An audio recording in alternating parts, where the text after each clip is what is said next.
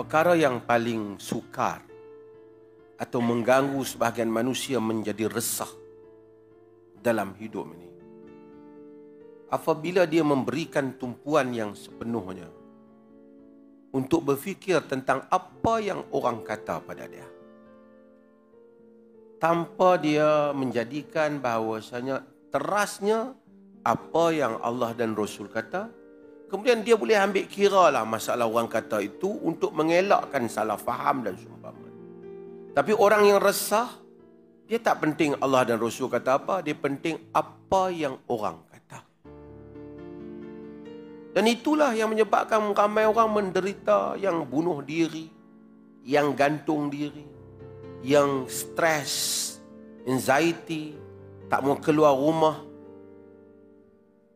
Sebab baca komen. Sebab ambil pusing apa yang orang kata. Sedangkan manusia berubah ya. Berapa banyak orang kata pada Abdul Rahman bin Auf, kata, tapi akhirnya ke mana? Orang-orang munafik.